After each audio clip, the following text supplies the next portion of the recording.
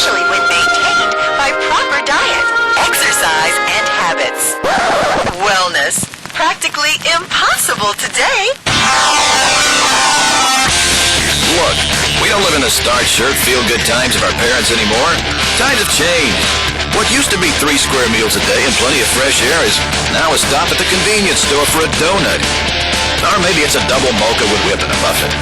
Either way, let's face it, wellness today is a myth, right? Not so fast. Wellness, even today, is possible. Tens of thousands of people all over the world have found it. The key to attaining wellness? Realizing the roadblocks that keep wellness out of our reach. Roadblock number 1, the snack food industry. That's right, the snack food industry. And don't be fooled, it is an industry. The food scientists and chemists who create our packaged foods are out to provide us with snacks that are healthy and good for us, right? Well, not necessarily. According to a columnist for Food Processing magazine, when taste and nutrition collide, taste always wins. So if nutrition isn't their main concern, what is? Can you say profits? The snack food industry alone racked up $50 billion in sales last year. Remember the old commercial, you can't eat just one? Guess what? They were right. It's what I call trigger food eating. You can't eat just one. It's not addictive in the sense that there are no withdrawal seizures from pizza. But people get into bags of cookies, bags of potato chips, and they don't stop till they're all gone. And they're not hungry. They're eating for craving, for other psychological reasons. Roadblock number 2, the diet industry. No fat. No fat. High protein. Cabbage soup. No.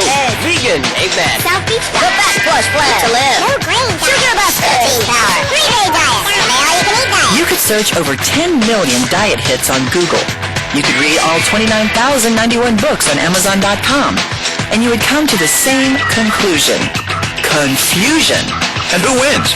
The publishers, the manufacturers, and the marketers. Why? Because they will tell you anything to sell you everything.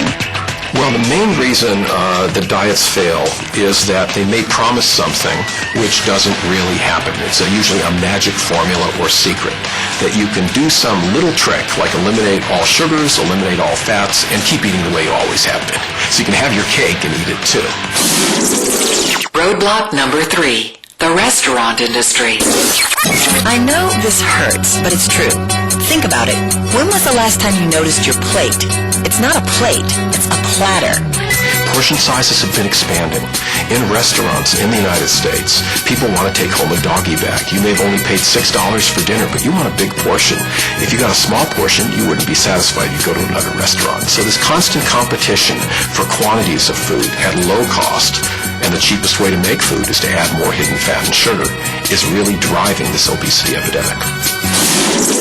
Roadblock number 4, the fashion industry. Beauty, glamour, romantic date hair, tight abs, and a firm butt. It's what we all want, right?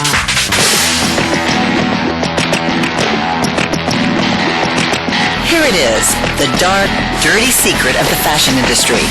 Less than 10% of the population genetically fits a professional model's height and weight zone.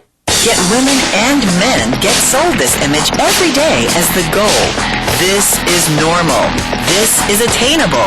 This is a lie. Percentage of women who feel depressed after looking at pictures of models? 70. And roadblock number 5, society. Society? That's right. Think about it. We live in a quick-fix, liposuction world. We praise fitness and beauty, and we loathe fat. Skinny people make more money. Fat people are ostracized. Thin is in, fat is out. Problem is, society doesn't give us any answers, only statistics. Statistics that are out of control. 1 out of 2 Americans is overweight. 1 out of 3 is obese. 1 out of 5 children in a pediatrician's office is obese.